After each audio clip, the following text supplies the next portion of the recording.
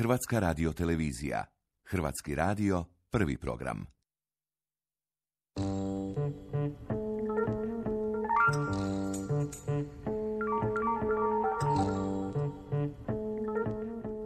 Susret u dijalogu.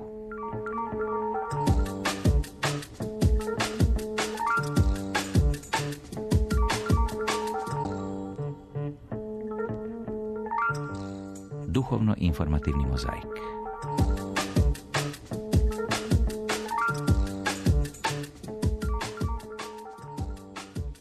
Dobrodošli poštovani slušatelji i gledatelji u još jedan susret u dijalogu. Ja sam Antonija Hrvatin-Rot. Točno prije 4 godine nadbiskup Buenos Airesa, Jorge Mario Bergoglio, izabran je za nasljednika pape Benedikta XVI. Od trenutka kad se pojavio, od prvih izgovorenih riječi, dalo se naslutiti da će pontifikat ovog pape biti drugačiji od dosadašnjih. Odjevajući papinsku odoru, odbio je uzeti zlatni križ, zadržavši željezni. Inzistirao je da sam podmiri račun smještaja prije konklava. Umjesto u veliki papinski apartman, uselio je u skromni dom Svete Marte. Od početka Papa Franjo zagovara otvorenost i povezivanje s vjernicima koje oduševljava njegova spontanost. S njima se fotografira, s njima moli unatoč lošem vremenu odjevenu kišnu kabanicu. Nakon inauguracijske mise rekao je medijima kako je ime Franjo odabrao po svetom Franji Asiškom, simbolu mira, skromnosti i siromaštva. U kojem smjeru Papa Franjo vodi crkvu? Kako se nosi s otporima unutar crkve? Je li dobar komunikator? U današnjoj emisiji komentiraju. Pozdravljam doktoricu znanosti Suzanu Peran, glavnu urednicu IKE i predavačicu komunikologije. Hvala, pozdrav i vama. Pozdravljam također i profesora i pročelnika katedre socijalnog nauka crkve Katoličkog bogoslovnog fakulteta, profesora doktora Stjepana Balobana. Lijepi pozdrav. U emisiju ćemo nešto kasnije uključiti i vas, poštovani slušatelji, na broj telefona 01 616 7001. Na početku ove emisije poslušajmo uvodni prilog kolegice Ane Dagilić. U jednom od intervjua, onom iz rujna 2013. godine, Papa je novinaru Eugeniju Scalfariju otkrio jedan zanimljiv detalj koji se dogodio neposredno prije prvoga izlaska na balkon Bazilike Svetoga Petra. Kada sam na konklavama izabran za papu, prije nego sam prihvatio tu službu, zamolio sam da se na nekoliko minuta povučem u sobu pokraj one koja gleda na trg. Glava mi je bila potpuno prazna i obuzela me velika tjeskoba. Zatvorio sam oči i oslobodio um od svake misli. U jednome trenutku preplavilo veliko svjetlo. To je trajalo tek jedan trenutak. Zatim je svjetlo nestalo. Odjednom sam ustao i pošao prema prostoriji u kojoj su kardinali čekali. Prišao sam stolu za kojim sam potpisao dokument o prihvaćanju službe. Zatim se s balkona začulo: Annuncio vobis gaudium magnum, habemus papam.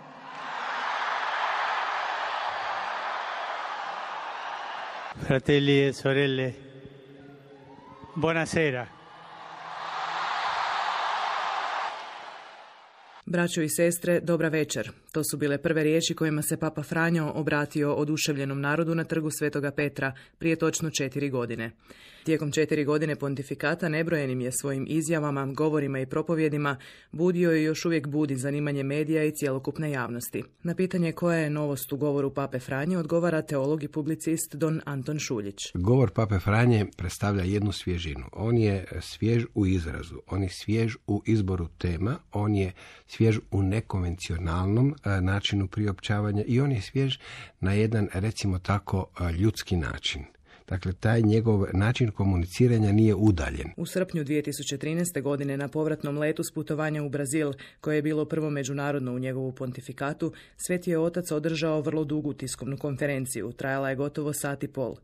Upitan kako kani riješiti pitanje gej lobija, Papa Franjo je odgovorio: Mislim da kad sretnemo takvu osobu moramo razlikovati osobu koja je gej i sam lobi, jer lobiji nisu dobri. Ako je neka osoba homoseksualac i traži gospodina i ima dobru volju, tko sam ja da je osuđujem? Nije problem što netko ima tu sklonost, no problem je osnovati lobi s ljudima takvih sklonosti. Želim siromašnu crkvu za siromašne, također je jedna od papinih vrlo jasnih rečenica koje se često citiraju. Papa neumorno preporučuje evangelizaciju svima, počevši od svećenika kojima poručuje da se ne boje ići prema granicama i periferijama života. Don Anton Šuljić govori o nekim važnijim naglascima papinog pontifikata. Njegovo sazivanje 2 sinode, najprije izvanrednu, onda redovitu, o obitelji i pokušaj da se pronađe rješenje za rastavljene ponovno civilno vjenčane, da se za te ljude nađe neko rješenje. To je možda najjača tema. Papa neprestano otvara vrata, ali ljudi vole ostati u svojoj sigurnosti i nedostaje im odvažnosti, a zbog toga mnogi spisi Svetoga Oca nisu shvaćeni onako duboko kako su napisani, kaže Don Anton Šuljić. Primjerice, njegove 2 pobudnice koje su bile silno važne, Papa onda govori o onim njegovim znamentim, ne strategiji osiromašivanja, ne novcu koji zarobljuje ljude, ne onima koji guraju ljude na rubove i tako redom. Dakle, sve je to jedan način govora koji je izazvao veliko zanimanje za ono što Papa govori. Papa je, ako hoćemo baš pošteno govoriti, jedini veliki prorok u ovome svijetu. Svaki mjesec Papa Franjo upućuje video poruku s molitvenom nakanom, a u posljednjoj je poručio: koliko li je samo ljudi progonjeno poradi svoje vjere? Stoga vas pitam, koliko vas se moli za progonjene kršćane? Potičem vas da se molite sa mnom kako bi oni osjetili potporu svih crkvi i zajednica u molitvi i putem materijalne pomoći. Jedna od papinih izjava koja je u zadnje vrijeme podigla puno prašine bila je ona o ateistima i licemjernim katolicima, tumači Don Anton Šuljić. To je opet manipulirano. Papa je to rekao da se u njegovom gradu u kojem je on živio da može čuti da neki kažu da je bolje biti ateist nego li prijetvorni kršćanin. To je otprilike slično kako su manipulirali i Benedikta XVI. Sjetimo se kad je bio u Njemačkoj, pa onda je govorio o muslimanima. O problematici povezanoj s tradicionalizmom i o tome zašto postoji neslaganje konzervativaca s papom Franjom pitali smo Don Antona Šuljića. Zamjeraju mu da je primjerice u ovim pitanjima, kada je pokrenuo ove sinode, da u tom pogledu želi promijeniti nauk crkve. Zamjeraju mu primjerice da ne pokazuju osudu homoseksualizma, tko sam ja da im sudim, jeli? Tradicionalizam bi danas se vratio u neke vrlo sigurne vode, a ovaj papa nas tjera na rubove. On kaže, ajde pa se i uprljajte, i to mi je draže nego da budete jedna crkva sigurnih, jedna crkva osiguranih, jedna crkva nedodirnutih i neuprljanih. A za kraj, evo jedne praktične papine poruke koja je također osvojila simpatije, a može poslužiti kao praktičan savjet ove korizme. Što bi se dogodilo kada bismo se prema Bibliji odnosili kao prema mobilnim telefonima? Kad bismo se vratili po nju, ako bismo je zaboravili, pokušajte nositi sa sobom Bibliju onako kako nosite mobitel, savjetuje Papa Franjo. Evo, čuli smo uvodni prilog kolegice Dagelić, lijepo je to sažela i zapravo dala nam više nego dovoljno tema za razgovor. Profesore Baloban, kako bi ocijenili 4 godine pontifikata Pape Franje? Želi li on promijeniti nauk katoličke crkve, kao što neki sumnjaju? Pa ja bih prije svega rekao da je to pontifikat nade. Pontifikat nade u crkvi i u svijetu. U crkvi nekako na 2 razine. U odnosu na čovjeka pojedinca, na obitelji koje su u određenim poteškoćama, dakle koje nisu uspjele u svojem životu ostvariti ideal. I tu Papa Franjo jednostavno evanđeoski se stvara zapravo jedan duh odnosa prema njima. U crkvi također s obzirom na ono što se događa unutar crkve. Mi znamo da je krajem 20. početkom 21. stoljeća da puno toga negativnoga je bilo u crkvi, nekako isplivalo je van. Došao je Papa Franjo koji unosi jedan novi duh, koji zapravo daje vjerodostojnost crkvi, kršćanima. Ona zapravo na neki način vraća na ono istinsko evanđeosko. U odnosu na svijet, Papa Franjo je po meni svojevrsni prorok, on govori o stvarima o kojima drugi ne govore. Nije riječ samo o siromašnima, dapače, oni su uvijek u središtu, ali on govori o izrabljivanima, on govori o ekonomiji koja ubija, on upotrebljava riječi koje nikoga ne mogu ostaviti ravnodušnima, da danas imamo viškova, da su ljudci otpaci, gotovo da nam to nije, to ne slušamo zapravo lako, ali riječ jest o tome i zbog toga je on često na meti onih, pa onda recimo tako i kršćana katolika koji su povezani s kapitalom, s novcem, tako da ga nazivaju pauperistom, komunistom, svojevrsnim sanjarom. Međutim, Papa Franjo uistinu se i ovdje zauzima za čovjeka. To je nadalje pontifikat iznenađenja u crkvi. Iznenađeni su mnogi u crkvi, posebno Europljani, europski kršćani. Jer ugodno ili neugodno?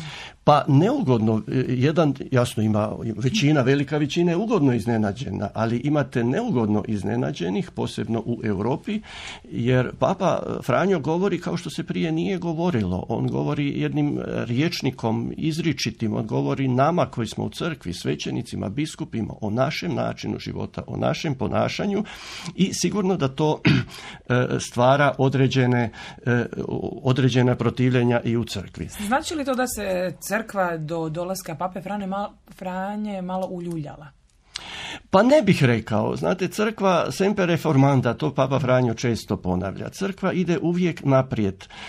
Međutim, nije bez razloga izabran Papa Franjo za papu. Gledajte, mi sada možemo tumačiti na ovaj ili onaj način, ali ja vjerujem u Duha Božjega koji sasvim sigurno vodi svoju crkvu. Papa Franjo je došao baš u trenutku kada je trebalo na neki način crkvu povesti dalje, natrag. Recimo, jedna od oznaka njegovog pontifikata jest odnos prema teolozima. On traži od teologa da oni istražuju. To se nije tako prije događalo. Primjerice, prije neki dan, mislim 9. ožujka, dao je prvi intervju u njemačkim novinama Die Zeit, to je uopće prvi intervju koji je Papa Franjo dao njemačkim novinama, u kojima kaže: zadaća je teologije da istražuje. Istina je ne imati straha. Strah zatvara vrata. Sloboda ih otvara. I ako je sloboda i u manjem obliku, ipak se otvaraju prozorčići. Dakle, to je izričit poziv teolozima, ali ne samo teolozima, nego i biskupima, da. I još možda ovo... Na što bi se to točno odnosilo da istražuju? Znamo da unutar crkve postoje dogme koje su takve kakve jesu i zapravo nad njima se ne bi trebalo nešto previše istraživati. Što bi konkretno teolozi trebali istražiti? Da, Papa, pitali ste na početku po dogmatskim vidom. To je jasno da Papa neće ništa mijenjati po dogmatskim vidom. Mislim, svi oni koji su čitali, ja sam puno pročitao, moram priznati ovako, o Papi Franji, tu je jasno. On poziva teologe i biskupe također da se vodi jedan sinodalni proces, da se teolozi na svoj način, jasno biskupi sinodalni proces na svoj način, i u tom procesu je potrebno istraživati. Recimo, teolozi su ljudi koji bi na neki način trebali biti ispred, jel tako? Teolog, ja se uvijek sjećam svojeg dragog profesora Tomislava Janka Šagi-Bunića, kada je on govorio, teolog može reći i nešto što možda i nije u redu, ne da bi on to htio, on se može, on je to tako lijepo upotrijebio, i zaletjeti, ali to je uloga teologa. I ovdje sada imamo zapravo situaciju gdje Papa nas poziva, ne da se zaliječemo, ne daj Bože, nego da budete ispred vremena. Tako je, da budemo ispred. I to je ono što sam zadnje htio reći s obzirom na novosti u pontifikatu. Mislim da je to možda jedna čak od temeljnih novosti. Papa traži obnovu crkve iznutra. Obnovu crkve iznutra, to znači odnos službenika međusobno prema vjernicima. Jednom riječju, Papa Franja traži Isusovsku crkvu, evanđeosku crkvu, odnosno kršćanina prema modelu Nazarečanina. O reformama ćemo još nešto kasnije reći. Kolegice Peran, Papa kao komunikator. Dakle, ušao je u pontifikat kao otvoren, skroman, jednostavno neposredan, o tome smo već sve čuli, dosta znamo. I zbog toga je odmah na početku dobio privrženost mnogih. Vrlo slično kao i Papa Ivan Pavao II. No, nerijetko ga favoriziraju oni koji ga se ne smatraju vjernicima. Znači li to da je on dobar komunikator? Pa ja mislim da on izvrstan komunikator, i ovo rekla je kolegica u ovome prvome prilogu, kada su ga izabrali za papu i kada je izašao na balkon, kada je rekao dobro večer, odmah je osvojio srca, tako kažu, postao je, neki su rekli zvijezda je već postao. On jako dobro komunicira, ovo što je rekao i profesor Baloban, kada su ga uspoređivali sa prošlim papom u miru Benediktom XVI. Oni, ako gledate teološki, govore iste stvari, ali ih Papa Franjo govori vrlo jednostavnim rječnikom. Jedan teolog je rekao, kod Pape Benedikta su neki mogli reći ne razumijemo ga što govori, a kod Pape Franje možete samo reći slažemo se ili se ne slažemo, govori jednostavno. A ovo što ste rekli da ga prihvaćaju i oni koji nisu skloni crkvi ili koji nisu vjernici, možda upravo zbog tog jednostavnog načina govora, zbog svjedočkog načina života koji ste vi spomenuli, da moli, da ima znakove, znamo da u komunikaciji jako važna ta neverbalna komunikacija, svi ti znakovi, a s druge strane Papa se okrenuo i svim mogućim medijima kojima se danas ljudi koriste, posebice društvenih mrežama. Twitter tako ima više od 30 milijuna sljedbenika na Twitteru, neke njegove poruke, recimo poruka lagan je put od ljubavi do mržnje, put od mržnje prema ljubavi je težak, ali donosi mir, čak je 60,000 puta retvitana, dakle proslijeđena, zatim ima Facebook profile. Njegova riječ je dostupna, ali ono što smo i čuli, često puta se izvlači iz konteksta, pa onda ljudi misle da Papa nešto je promijenio, a zapravo znamo kako mi u medijima funkcioniramo, da nam je atraktivno ono što je neobično, što je drugačije, pa se izvuče iz konteksta, a sam Papa, evo i u ovom posljednjem intervjuu koji je profesor spomenuo, ali i prijašnjim intervjuima kaže zapravo ono što ja naučavam, to je sve sadržano i u mojim nagovorima i u dokumentima, treba čitati cjelovito, a kada se govori se na jednostavniji način, ali mislim da je sjajan komunikator jer je uspio i svojim gestama, ali načinom govora doći do srca mnogi koji često puta se upravo kroz Papu onda počinju zanimati za crkvu. Ako mogu još kratko spomenuti, Papa je, neki su rekli pop zvijezda, stavili su ga najprije Rolling Stone, međunarodno izdanje, kada je izabran za Papu, a sada je Rolling Stone magazin Italije, i sad razlozi zašto su stavili. Zato što istraživali su među mladim Talijanima, dakle onima koji su rođeni od 90. do 2000. I koji se vrlo malo su po svome mole, vrlo malo su zainteresirani za neke crkvene stvari, ali 90% te milenijske mladeži, kako je nazivaju, kaže da Papa ima velike komunikacijske vještine. 80% je rekao da bi ga lajkalo i da ga lajka na Facebooku i na Twitteru, Instagramu i ostalim mrežama, a 70% tih mladih koji većina se izjasnila da ne moli redovito, ne ide redovito u crkvi, su rekli da je Papa osoba koju se može vjerovati. Znači osoba od povjerenja. Tako je, osoba od povjerenja. Izvolite, profesor. Ako ja smijem, jasno kolegica je to izvrsno rekla što se tiče komunikacije, ali kao teolog reći, jer sam pročitao puno teksta, meni se čini da je i jedna od stvari zbog koje je on komunikolog, to je njegova iskrenost. Iskren Papa ništa ne skriva. Papa jednostavno govori i mislim da je on tu osvojio ljude, samo je sada tu jedan problem. Što se današnji čovjek, nažalost, često zaustavlja na vanjštini. I onda Papa je fine, Papu rado slušam, ali sada bismo trebali učiniti zapravo jedan korak dalje i vidjeti zašto je to tako. Ja isto mislim da je Papa izvrstan komunikator, ali za mene prije svega zbog toga što je neposredan, što je uvijek govori u evanđeoskom stilu, što će reći sve, ali to je zaogrnuto u ljubav. Dakle, to je ono što današnjem čovjeku treba. Dobro, profesor, ali vi ne čitate samo naslove u novinama kao mnogi, zato je upravo Papa nekad i često neshvaćen jer ga se ne kontekstualizira. Dakle, i u uvodnom prilogu čuli smo kako zapravo nedavno su mediji brujili o njegovoj izjavi kako je bolje biti dobar ateist nego loš vjernik, a zapravo je on govorio o dosljednosti vjerničkog života.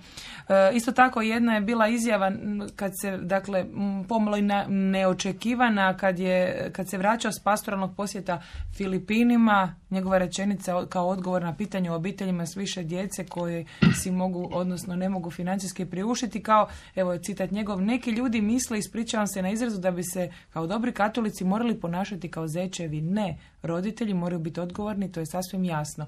Jel su li ipak te njegove izjave možda malo neprikladne? Pa ne bih rekla da su neprikladne, nego mislim da on namjerno, i ovo što je profesor rekao, dakle, iz te evanđelske jednostavnosti, s jedne strane namjerno provocira. Dakle, daje nam misliti, jer on govori o odgovornom roditeljstvu, što nije ništa novo u našim dokumentima, svi koji smo ih proučavali i čitali. Nijedan vođa katoličke crkve nije progovarao upravo na tako izravan način. Pa ni Ivan Pavao II kojeg se isto tako smatrao. Ali on, ja mislim da namjerno provocira, jer time daje onda misliti i nama, kao što je rekao profesor, teolozima, dakle, da i katoličkim novinarima i katoličkim medijima da o toj temi odgovornog roditeljstva progovorimo, a s time će zainteresirati naravno i one žute medije i one koji će dignuti senzacionalistički. Ali ono što Papa donosi i što je novo ponovno u njegovom pontifikatu, on govori spomenuo je profesor o ljubavi, evanđelskoj ljubavi, nježnosti, prihvaćanju. To su neke riječi koje su nekad bile gotovo izbačene, rekao je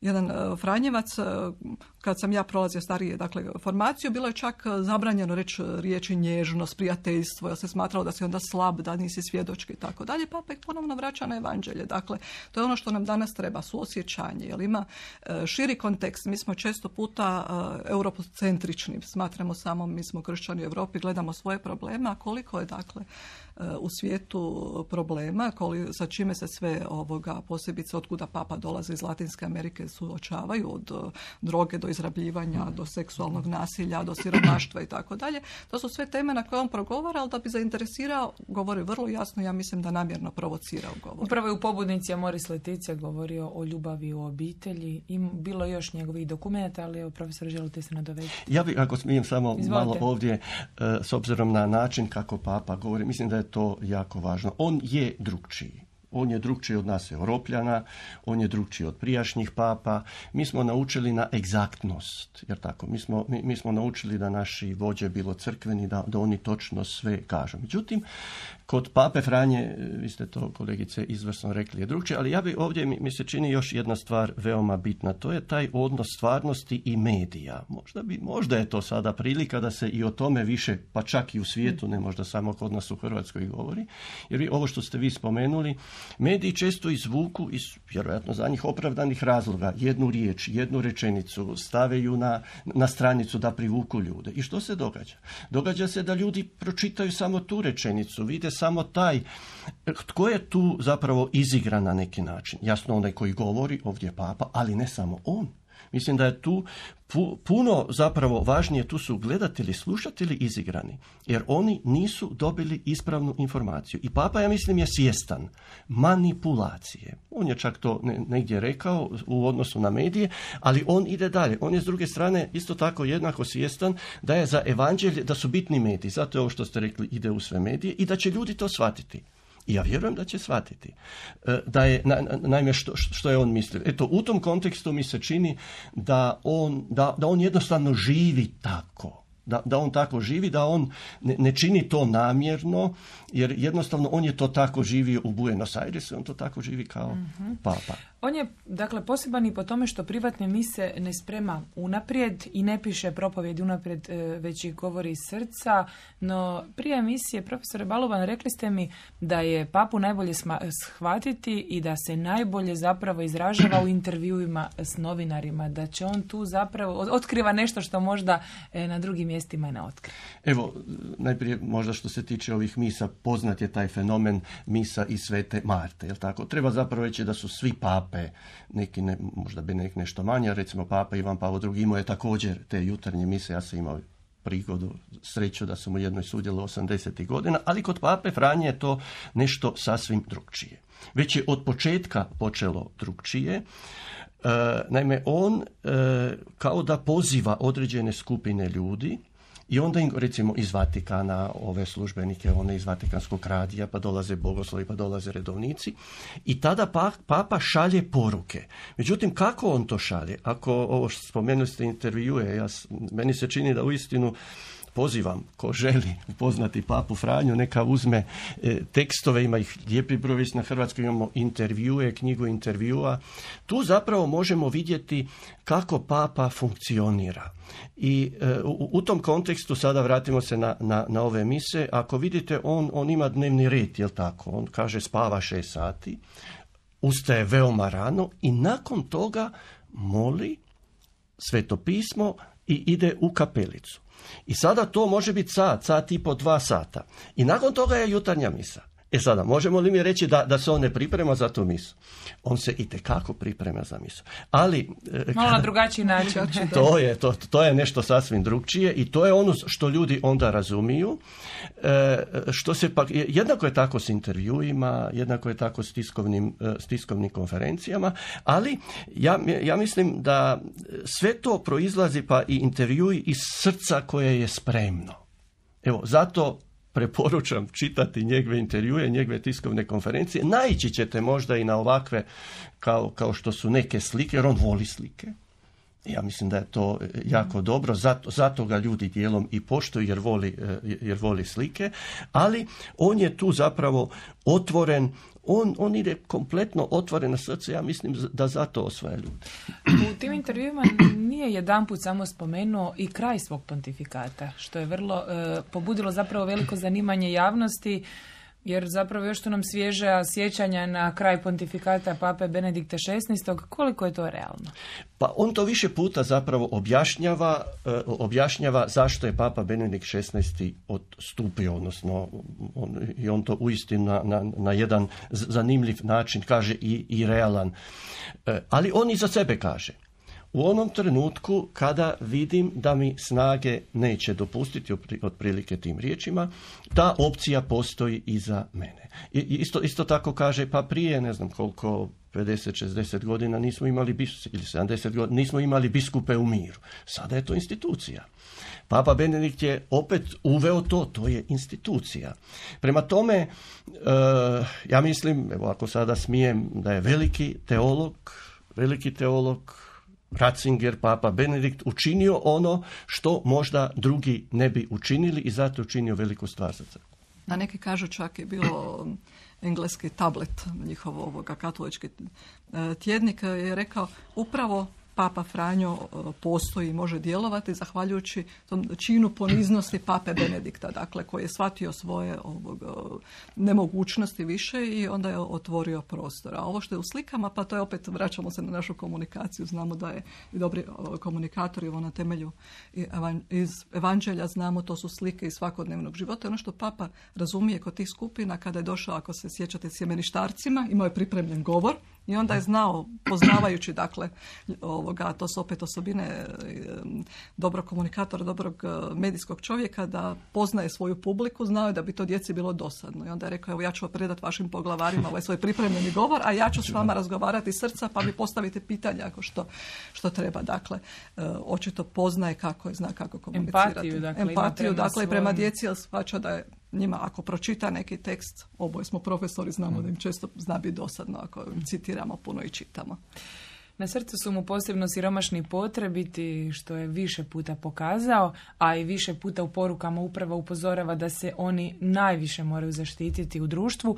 Dakle, na samom početku pontifikata rekao je da želi siromašnu crkvu koja služi siromašnima. Profesore Balovan, slijede li ga kler i episkopat? Pa to je zapravo često pitanje u tim intervjuima i tiskovnim konferencijama, siromašni, zašto Papa Franjo toliko govori. I on gotovo ponavlja onako trajno ovu rečenicu, jer su siromašni i potrebiti u središtu evanđelja. I to je, mislim, sada, nije Papu Franju jasno lako slijediti. Gledajući evanđeoski, to je, reći ću tako, lako reći, jel tako? Ali pitanje odnosa prema drugima, to je pitanje vjerodostojnosti. I zato meni se čini da se događaju promjene u crkvi. Mi često ovako, na lokalnoj razini. Pa ja mislim i na lokalnoj razini. Mi često bolujemo od pojedinačnih slučajeva. Naime, događaju se neki pojedinačni slučajevi, neki svećenik, ne znam, biskup negdje ovdje ili u svijetu, i onda on dođe u medije i tada mi to pokušamo nekako automatski se prenosi na cijelu crkvu, na najveći broj onih koji zbilja žive čestito, svećenici na župama. Tako, ja mislim da se događa. Znate, ne može se ne događati.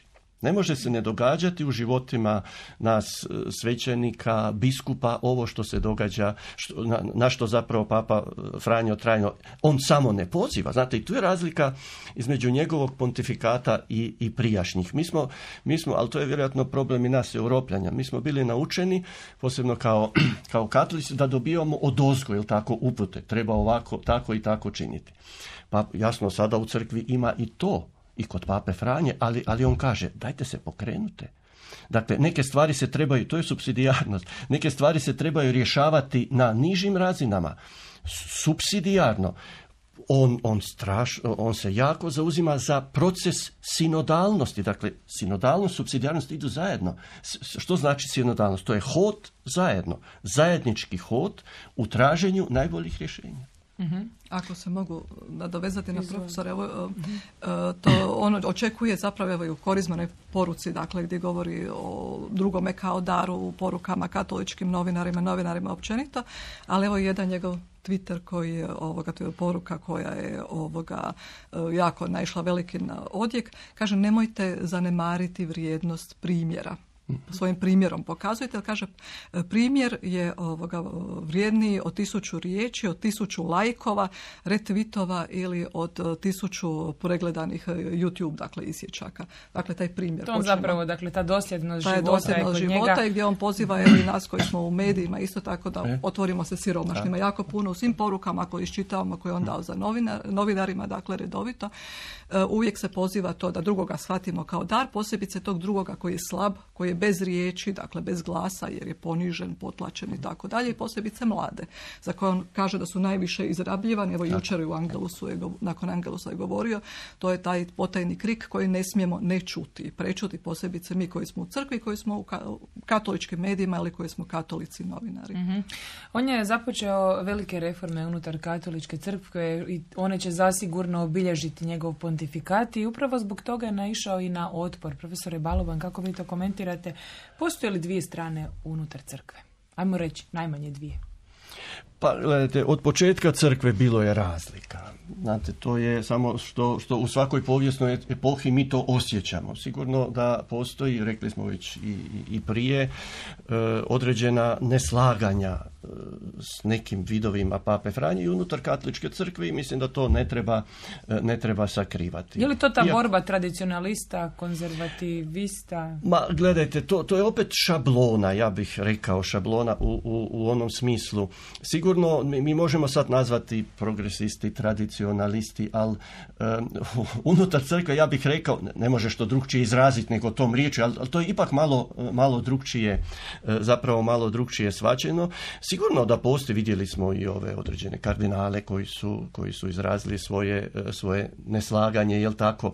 Ali meni se čini da Papa Franjo, i što je zapravo bitno kada pitate reforme, mogu li se, ja mislim da se mogu i da se događaju reforme. Kako je Papa Franjo počeo? On je kao dobri pastir krenuo od sebe. On je krenuo od sebe i od kurije. Dakle, od onih suradnika s kojima on radi i tu on zapravo želi, i to je rekao, on želi da se to prenese na crkve, na mjesne crkve, na biskupije i dalje. I u tom kontekstu mislim da će on tu, da je on tu uspio već. Pitanje koliko će se jasno konkretno to prenijeti na svaku biskupiju, ali u svakom slučaju Papa Franjo nestaje. Mm-hmm. Znate, on ne prestaje govoriti, činiti, pozivati i to je dobro. Poslušat ćemo što je Žegoš Gurni, poljski katolički novinar i publicist, rekao o papinu pontifikatu, ali i kritičarima unutar crkve.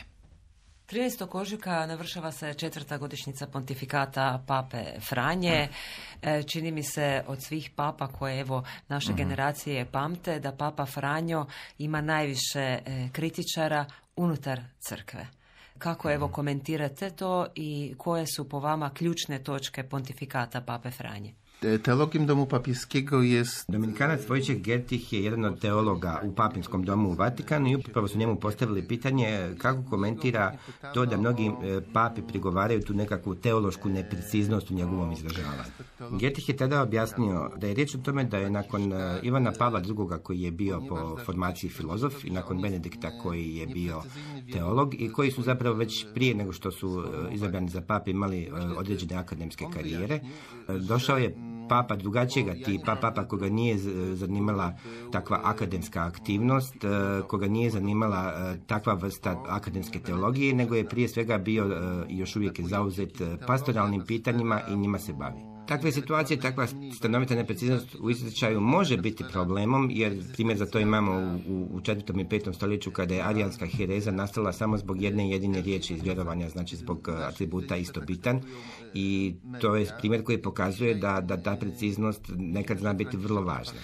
Živimo u vremenima kada ta teološka pitanja za ljude više nisu toliko bitna i ljude puno više zanima taj nekakav izravni pastoral, neka neposredna životna pitanja. I živimo također u vremenima gdje javno mnijenje određuju mediji, a Franjo je papa koji s medijima zna i možemo čak reći da nije bilo pri njega pape koji je s medijima tako dobro komunicirao poput njega.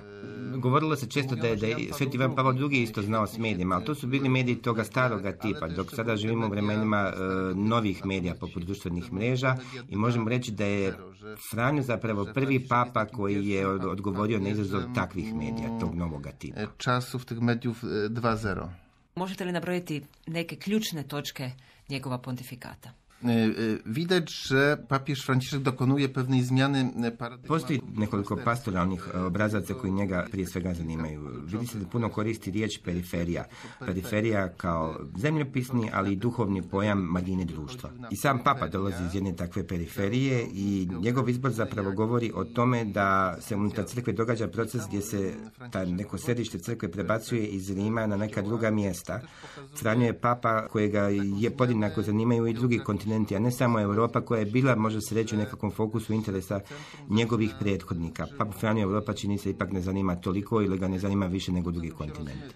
To je preslika situacije u samoj crkve. Navešću jedan primjer. Bio sam prošle godine 2 puta u Irskoj i nažalost tamo u Irskoj trenutačno postoji samo jedno sjemenište za cijelu Irsku i broj svećeničkih poziva sve je manji. Susreo sam tamo svećenika iz Indije i kada sam ga pitao koliko sjemeništa oni imaju u svojoj biskupiji, on je rekao 60. Znači, što se tiče sekularizacije, to je proces koji traje u Europi, ali u drugim dijelovima svijeta, poput Azije, poput Filipina, poput Afrike, kršćanstvo, katoličanstvo je trenutačno u procvatu.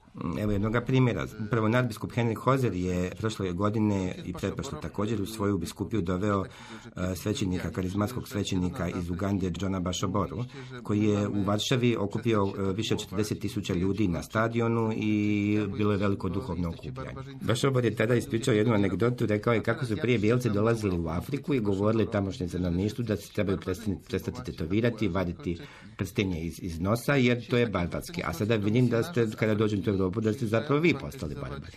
Događa se to da misionari iz Afrike dolaze u Europu evangelizirati ljude i to što je izabran papa iz Južne Amerike zapravo je odraz situacije u crkvi cijeloj. Europy, no to jest jakby logicznym następstwem tego. Evo ga, čuli smo razgovor koji je pripremila kolegica Blaženka Jančić. Zapravo poljski kolega misli vrlo slično i moglo bi se reći da se uvelike slaže s ovima što smo mi danas rekli u emisiji. No, nedavno je diljem Rima osvanulo mnogo plakata s različitim natpisima. Primjerice, gdje ti je milosrđe? Plakati su navodno reakcija na napad konzervativne, odnosno za napad na konzervativne katolike. Profesore Balovan, kako bi vi komentirali te plakate? Je li to zaista reakcija na vođenje katoličke crkve? Pa to neka reakcija jest. Neka reakcija jest na određenih ljudi i Papa Franjo zanimljivo je to komentirao, kaže li to je bilo ovako fino, intelektualno napisano, dakle nije samo bilo tko to pisao. Ali meni se čini to pitanje konzervativno, liberalno, često se spominje, mislim, reakcija, to često se i u hrvatskom medijskom prostoru spominje i tu se veoma lako zapravo, kao kao što je u civilnom, tako i u crkvenom. I onda mi sada, ne znam, neke teologe, biskupe stavljamo. Ovi su liberalni, ovi su konzervativni. Je li papa liberalni od svojih prethodnika? Ma, gledajte, ja mislim da ne. Bez obzira što se, naime, želim zapravo to reći, mislim da taj pojam liberalno, kako god se on shvaćao, ne može se staviti na crkveno što se pape Franje tiče. Zbog čega? Jer ako vi, dakle, čitate, ako gledate njegove sadržaje, jel tako, mi smo ovdje puno govorili o ovome što ide van i što ljudi uglavnom, ali ako sada idete malo dublje u sadržaj, a to treba uzeti, jasno, njegove dokumente koji, evo, preporučujem jer se čitaju kao romani. To nisu, dakle, oni crkveni dokumenti koje imamo, nego ovako uzmete Gaudium et Spes, ako uzmete Amoris Laetitia, dakle, bilo koji dokument, Evangelium Gaudium, hoću reći. Sada, meni se čini da Papa Franjo nije liberalan zbog toga što on na čvrstim temeljima. I on je rekao, jednako kao što su rekli prije toga Sveti Ivan 23. Blaženi Pavao VI, doktrinalno se stvari neće mijenjati, ali će se mijenjati način. Evo, to je ono što bi ovdje i Papa Franjo zapravo to čini, zbog toga poziva teologe, zbog toga poziva biskupe, biskupske konferencije. Evo, ako samo još smijem reći, ja imam na Katoličkom bogoslovnom fakultetu 3 godine već zaredom seminar o Papi Franjo o različitim temama, to su mladi studenti i studentice, i zanimljivo je slušati mlade ljude. Oni su zapravo oduševljeni Papom Franjom, ne s liberalnim, što bismo mi danas, kako bismo mi to danas tumačili, nego s njegovom porukom, s njegovim načinom. Očito da je tu nešto, ja mislim za našu Hrvatsku crkvu, za nas kao teologe, općenito, trebali bismo malo dublje prodreti. Pozvat ćemo sad, evo prije nego što kolegice Pera nastavite, pozvat ćemo i naše slušatelje da se uključe na broj 016167001 sa pitanjem ili kratkim komentarom. Već imamo, evo, i našeg slušatelja na telefonskoj liniji. Dobro vam jutro, izvolite. Halo. Čujemo vas, izvolite.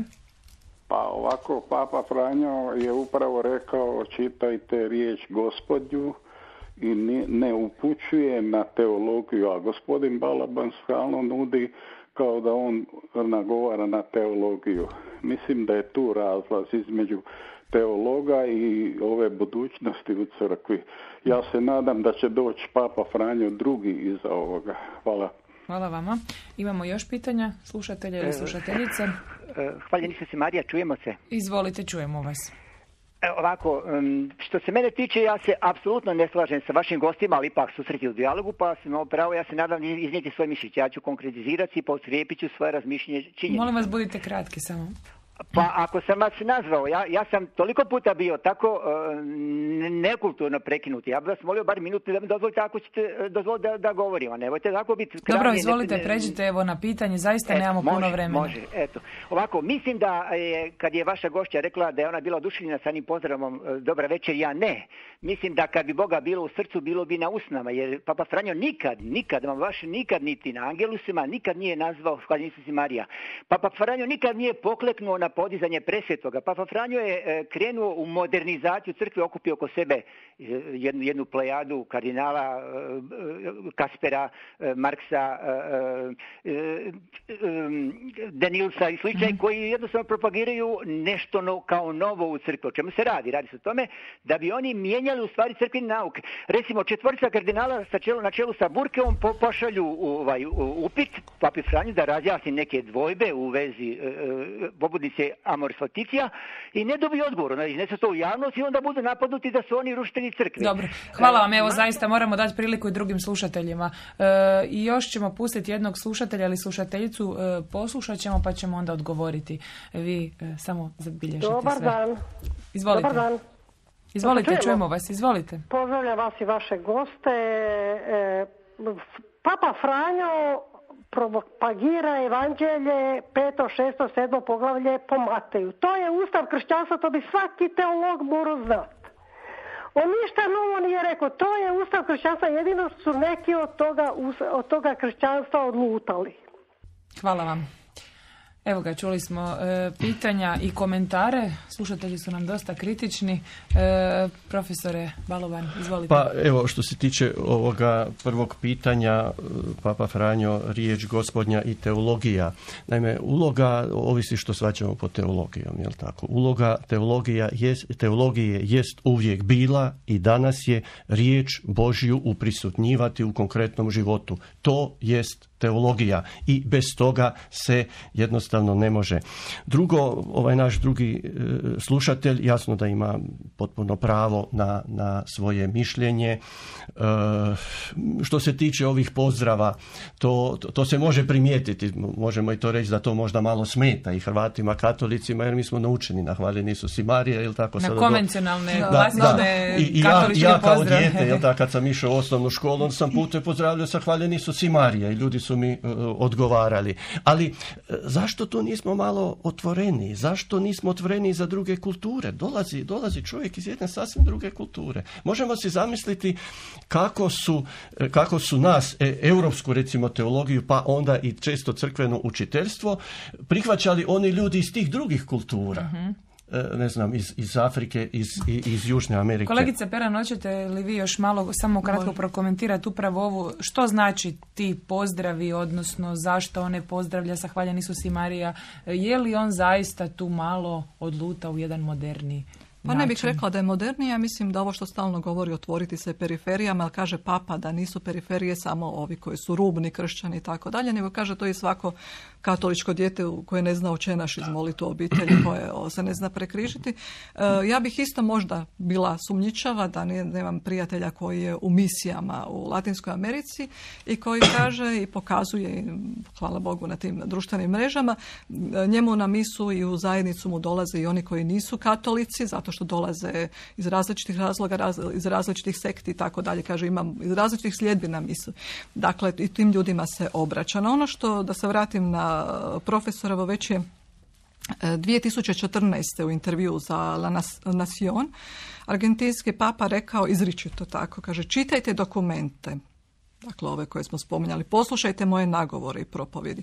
To je ono što ja naučavam, a ne ono što mediji misle da ja naučavam. A ono što je i ovaj kolega iz Poljske rekao, ja mislim da je temeljna razlika u cijelom tom pristupu, jer su Ivan Pavao II i Benedikt XVI došli sa sveučilišta ponajprije, dakle iz visokih krugova gdje su obraćali uglavnom studentima, a papa je došao i studirao i psihologiju, dakle tu poznaje malo više ljudsko ponašanje i reakcije i došao iz pastorala. Mm-hmm. Dakle, tu onda i pastoralno izaziva teologe da na pastoralno odgovaraju. Papa Franjo na srcu ima, i to je isto tako više puta pokazuje, ekumenizam, povijesni susret s patrijarhom Kirilom na Kubi, sudjelovanje na početku 500. godišnjice reformacije u Švedskoj.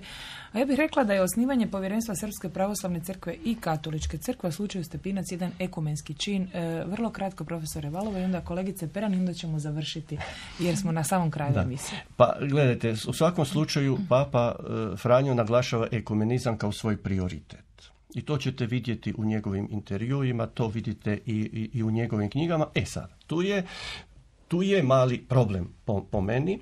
On recimo tumači kako on shvaća ekumenizam i to tumači slikom u Argentinu. Dakle, u Argentinu su dolazili ljudi, svi su zapravo useljenici, jel tako? Oni su dolazili sa svojim religijama, s različitim religijama, vjerama i tamo su oni svi na jednom jednako, dakle, ravnopravni i tako oni mogu razgovarati. Međutim, kada sada takvo shvaćanje prenesete na Europu koja ima sasvim drugčije, gdje se vodili ratovi, idemo recimo 30-godišnji rat i gdje je vjera povezana i s nacijom, ne mora to biti ništa loše.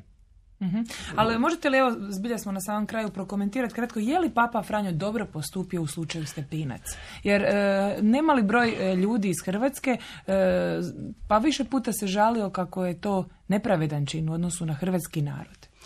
Gledajte, ja sam o tome i pisao, tako, ja bi volio da to nije bilo. Ja ću to reći jasno, ja bih volio i vjerojatno bi, po mojem uvjerenju, vidjet ćemo što će povijest pokazati, po mojem uvjerenju da se to učinilo, lakše bismo imali ekumenske odnose s pravoslavnom crkvom nego što ih sada imamo i nego što ćemo ih vjerovati. I zato bih volio da ovo što prije završi i da Hrvati mogu štovati svoga svetog Alojzija Stepinca, da mogu opet, i tu je dan se i papin dan, da mogu poštivati, biti i dalje privrženi papi. Gledajte, sve dijelom ove reakcije su reakcija i na ovo. Zato se nadam da će uskoro se to zbiti. Kolegice Peran?